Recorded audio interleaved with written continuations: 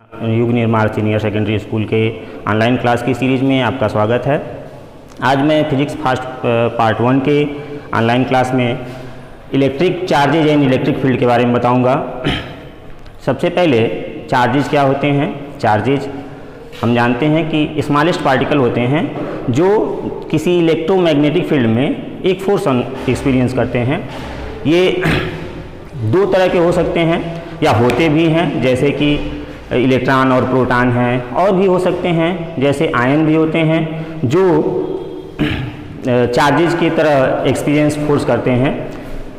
तो चार्जेज वो अगर हम कहें तो चार्जेज स्मॉलेस्ट पार्टिकल जो एक फोर्स एक्सपीरियंस करते हैं, एक फोर्स अनुभव करते हैं। ये दो तरह के होते हैं, positive and negative. Positive charge में आपका क्या आता है, प्रोटॉन आता है, और निगेटिव चार्ज में इलेक्ट्रॉन आते हैं। और ये दोनों आप जानते हो कि इलेक्ट्रॉन और प्रोटॉन एक दूसरे को अट्रैक्ट करते हैं, और इलेक्ट्रॉन प्रोटॉन एक दूसरे को रिपेल करते हैं। ठीक है। उसके बाद से कंडक्टिविटी बेस पे अगर हम देखें तो मटेरियल तीन तरह के होते हैं, conductor, insulator and dielectric. Conductor क्या होते हैं? कंडक्टर वे मटेरियल होते हैं जो इलेक्ट्रिसिटी को कंडक्ट करते हैं। एग्जैक्टली सारे मटेरियल्स में कंडक्टिविटी क्यों नहीं होती है, इसके पहले भी मैंने बताया है कि सभी मटेरियल्स में इलेक्ट्रिसिटी कंडक्शन होने और न होने का क्या रीज़न है। क्योंकि हम जानते हैं कि कंडक्शन के लिए इलेक्ट्रॉन ही जो है उसके रीज़न होते हैं, और इलेक्ट्रॉन सभी चीज़ों में होते हैं। अगर इलेक्ट्रॉन सब में होते हैं तो इलेक्ट्रिसिटी कंडक्शन सब में क्यों नहीं होता है?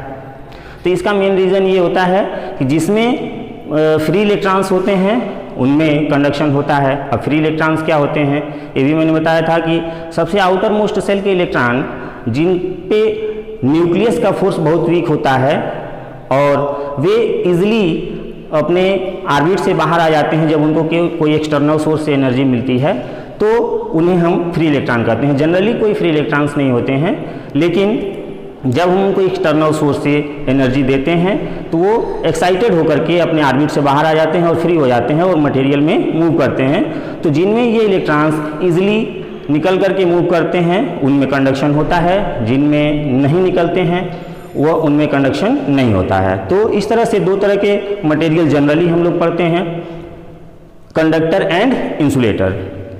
तीसरा जो है डाइइलेक्ट्रिक, यह भी एक तरह का मटेरियल ही है या एक तरह का इंसुलेटर है, जिसमें एक स्पेशल केस में जब इलेक्ट्रिक फील्ड में इसको रखा जाता है तो यह कंडक्टिविटी शो करता है। ठीक है। अब जैसे अगला जो पॉइंट है चार्जिंग बाई इंडक्शन।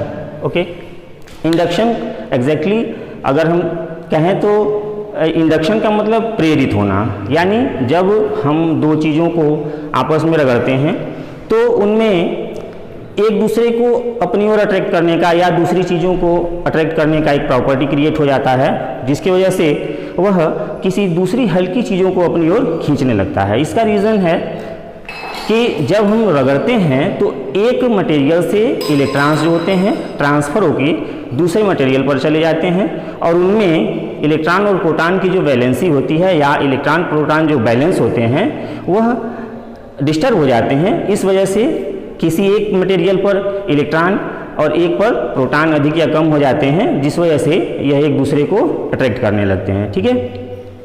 तो इंडक्शन का मतलब कि दो चीज़ों को रगड़ने से जो चार्जेस क्रिएट होते हैं, चार्जेस क्रिएट नहीं होते हैं, ट्रांसफर ऑफ इलेक्ट्रॉन के कारण उन पर एक फोर्स ऑफ अट्रैक्शन क्रिएट हो जाता है दूसरी चीज़ों को अपनी ओर खींचने का, तो उसको हम जो है चार्जिंग बाई इंडक्शन कहते हैं। जैसे कि जब हम बालों में कंघी करते हैं या इबोनाइट और कैट के फर को आपस में रगड़ते हैं तो उनमें जो है लाइट पार्टिकल को अट्रैक्ट करने की एक प्रॉपर्टी क्रिएट हो जाती है। ठीक है। तो इस प्रोसेस को हम कहते हैं चार्जिंग बाई इंडक्शन। ठीक है। क्वांटाइजेशन ऑफ चार्ज, जैसे आपने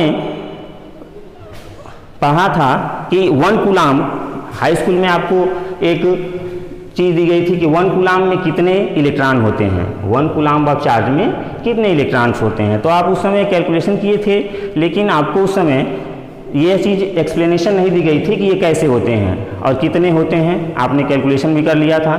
जैसे मान लीजिए कि अगर कोई मटेरियल है और इस पे अगर कहीं से एक एक्सेस इलेक्ट्रॉन आते हैं तो इस पे इफेक्टिव चार्ज एक इलेक्ट्रॉन का होगा। अगर एक इलेक्ट्रॉन किसी मटेरियल पे ट्रांसफ़र होकर एक्सेस होते हैं तो इस पे एक इलेक्ट्रॉन का एक्सेस चार्ज होगा। अगर transfer of electron more than 1 है तो उस समय इस पार्टिकल पर effective charge in total number of charges के इक्वल होगा। ठीक है, फिर से एक बार समझाते हैं कि जब किसी मटेरियल पर किसी भी एक्सटर्नल सोर्स से या कैसे भी अगर एक इलेक्ट्रॉन आते हैं तो उस पर एक इलेक्ट्रॉन का चार्ज, यानी कि वो उसमें जो चार्जेज होंगे इस मटेरियल पे वो एक इलेक्ट्रॉन के मैग्नीट्यूड के बराबर होंगे, जो कि होता है 1.6 इंटू 10⁻⁻19 कूलम।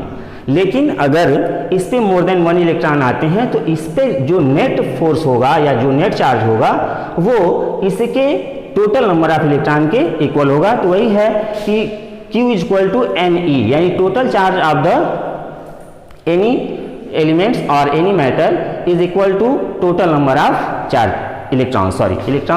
ओके, तो जैसे अगर एक कूलम में कितने इलेक्ट्रॉन्स हैं अगर हमको फाइंड करना है तो इस फार्मूले से अगर हम देखें तो Q इक्वल टू NE, तो N equal to Q upon E। Q जो है हमको अभी बताया गया कि 1 कूलम, तो 1 कूलम 1 अपॉन और E यानी 1 इलेक्ट्रॉन का चार्ज 1.6 इंटू 10⁻⁻19। अगर हम इसको सॉल्व करें तो ये हो जाएगा 1 इंटू 10⁻19 और अपॉन 1.6 यानी 10 अपॉन 16 इंटू 10⁻19 या 100 इंटू 10⁻18 और upon 16 6.25 into 10⁻18। It means 1 coulomb of charge में 6.25 इंटू 10⁻18 इलेक्ट्रॉन्स होते हैं। तो इस तरह से हम किसी भी मटेरियल पे जितने भी टोटल चार्ज हैं उसको कैलकुलेट कर सकते हैं कि कितने टोटल अगर हमको चार्ज पता हो तो नंबर ऑफ इलेक्ट्रॉन हम फाइंड आउट कर सकते हैं। ओके, अगला जो है प्रॉपर्टी ऑफ चार्ज। तो जैसे चार्जेस की एक प्रॉपर्टी होती है, हम लोगों ने यहाँ देखा कि अगर एक इलेक्ट्रॉन ट्रांसफर होते हैं, अगर किसी मटेरियल पे एक इलेक्ट्रॉन ट्रांसफर होते हैं तो 1 का चार्ज होगा, अगर 2 इलेक्ट्रॉन ट्रांसफर होंगे तो 2 का चार्ज होगा। इसका मतलब यह एडिटिव प्रॉपर्टी को शो करता है। इसका मतलब ये हुआ कि जितने भी चार्ज बढ़ते जाएंगे उसके चार्जेज ऐड होते जाएंगे। तो एडिटिव प्रॉपर्टी का मतलब यही है कि जितना चार्ज ऐड होगा उतना ही उसका मैग्नीट्यूड बढ़ता जाएगा। यानी Q equal to Q1 plus Q2 plus dot dot जितने भी चार्जेज होंगे ये टोटल चार्ज को रिप्रेजेंट करेगा। अगली जो इसकी प्रॉपर्टीज़ है वो कंजर्वेटिविटी है, यानी जैसे law of conservation of charge आप लोगों ने पढ़ा हुआ है। Law of conservation of charge क्या एक्सप्लेन करता है कि charges neither can be created nor be destroyed. It means charge को हम न तो क्रिएट कर सकते हैं और न ही डिस्ट्रॉय कर सकते हैं। तो ये केवल एक मटेरियल या एक मैटर से दूसरे मैटर पर ट्रांसफर हो सकता है। ओके, नेक्स्ट टॉपिक जो है Coulomb's law. Coulomb's law state that the force of attraction और repulsion between two charges is directly proportional to product of their charges and inversely proportional to square of their charges। दो statement है। पहला, the force of attraction और repulsion, चूंकि ये जो है Newton's के ग्रेविटेशन लॉ के एग्जैक्ट लगभग इक्वल है। ग्रेविटेशन लॉ जो होता है वो क्या है, उसमें आपने लास्ट क्लास में पढ़ा था कि द फोर्स ऑफ अट्रैक्शन, केवल attraction between two object is directly proportional to product of their masses. Here the force of attraction और रिपल्सन, चूंकि चार्जेस दो टाइप के होते हैं तो उनमें अट्रैक्शन और रिपल्सन दोनों काम करता है, तो इसलिए द फोर्स ऑफ अट्रैक्शन और repulsion between two charges is directly proportional to product of their charges and inversely proportional to square of their distance. Same जैसे कि इसमें था कि the force of attraction between two object is directly proportional to product of their masses and inversely proportional to square of their distance. यानी अगर दो charges यहाँ लिए जाएं, एक चार्ज का मैग्नीट्यूड Q1 मान ले, एक चार्ज का मैग्नीट्यूड Q2 मान ले, और इनके बीच की डिस्टेंस R हो, तो कूलम्ब्स लॉ के अकॉर्डिंग जो फोर्स होगा वो इन दोनों के प्रोडक्ट के प्रोपोर्शनल होगा और इनके बीच की डिस्टेंस के स्क्वायर के इनवर्सली प्रोपोर्शनल होगा। यानी अगर चार्जेज बढ़ेंगे, आपको इस दोनों इक्वेशन से ये दिखाई दे रहे हैं कि अगर चार्जेज का मैग्नीट्यूड बढ़ता है तो उनके बीच फोर्स ऑफ अट्रैक्शन बढ़ेगा। यानी अगर चार्जेज बढ़ते हैं तो उनके बीच का फोर्स बढ़ता जाएगा। और दूसरा जो स्टेटमेंट है कि inversely proportional to square of their distance, यानी अगर डिस्टेंस घटेगा तो फोर्स बढ़ेगा। यानी अगर चार्जेज को जितना ही पास लाएं वो फोर्स उतना ही स्ट्रांग होता जाएगा। इन दोनों इक्वेशन को अगर हम कंबाइन करते हैं तो यह फिर directly proportional to Q1 Q2 upon R square. चूँकि प्रोपोर्शनलिटी के साइन को हटाने के लिए कांस्टेंट लगाते हैं तो यहाँ पे F is equal to K Q1 Q2 upon R square और 1/4 pi epsilon naught Q1 Q2 upon R square. ये जो है फोर्स कैलकुलेट करने के लिए दो चार्जेज की का फार्मूला है। इसकी वैल्यू आपकी जो होती है 9 × 10⁹ होती है। चलिए देखिए, ये जो है एक क्वेश्चन है कूलम्ब्स लॉ बेसिस पे। Two charge particle having charge 2 × 10⁻⁸ coulomb each are joined by an insulating string of length 1 meter and the system is kept on a smooth horizontal table. Find the tension in the string. Question का मतलब आप लोगों को समझ में आ रहा होगा, फिर भी बताते हैं कि दो चार्ज पार्टिकल हैं जो 1 मीटर की डिस्टेंस पे रखे गए हैं और ये कहाँ रखे गए हैं, एक हॉरिजॉन्टल स्मूथ टेबल पे, ठीक है। और इनका मैग्नीट्यूड दोनों का क्या है, 2.0 × 10⁻⁸ कूलम्ब्स एंड 2.0 × 10⁻⁸ कूलम्ब्स, ठीक है। तो find the tension in the string. ये जो स्ट्रिंग है जिससे इसको ज्वाइन किया गया है, इसमें टेंशन जो है हमको कैलकुलेट करना है, यानी कि हमको फोर्स निकालना है। तो कूलम्ब्स लॉ के अकॉर्डिंग क्या होता है, F is equal to 1/4 pi epsilon naught Q1 Q2 upon R square. ये जो है इसकी वैल्यू अभी हमने बताया, ये होता है 9 × 10⁹। फर्स्ट चार्ज कितना है, 2 × 10⁻⁸ कूलम्ब्स। सेकेंड चार्ज कितना है, 2 × 10⁻⁸ कूलम्ब्स। और दोनों के बीच की डिस्टेंस जो है 1 मीटर। कैलकुलेशन अगर करते हैं तो 2 × 2 4, 4 × 9 = 36 × 10⁻9 - 16 या 36 × 10⁻7 या 3.6 × 10⁻6। तो इसके बीच का जो फोर्स होगा वो 3.6 × 10⁻6 होगा। फिर से एक बार इसको जो है हम बताते हैं। क्वेश्चन में जो है दो चार्जेज दिए गए हैं जिनका मैग्नीट्यूड 2 × 10⁻⁸ कूलम्ब है और यह जो है 1 मीटर के डिस्टेंस पे एक स्मूथ टेबल पे रखे गए हैं। तो इन जो स्ट्रिंग है उसके बीच का हमको फोर्स कैलकुलेट करना है या स्ट्रिंग में फोर्स कैलकुलेट करना है। तो कूलम्ब्स लॉ के according F is equal to 1/4 pi epsilon naught Q1 Q2 upon R square. Epsilon naught constant की value 9 × 10⁹। First charge 2 × 10⁻⁸, second charge 2 × 10⁻⁸ coulomb. जो डिस्टेंस दी गई है 1 का स्क्वायर करेंगे 1 ही होगा। फिर इसको कैलकुलेट करेंगे तो जो वैल्यू आएगी 3.6 × 10⁻⁻6 न्यूटन कह सकते हैं या कूलम्ब स्क्वायर पर metre square. Next question, the electrostatic force of repulsion between two positively charged ions carrying equal charge is 3.7 × 10⁻⁹ Newton when they are separated by a distance of 5 angstrom. How many electrons are missing from each ions?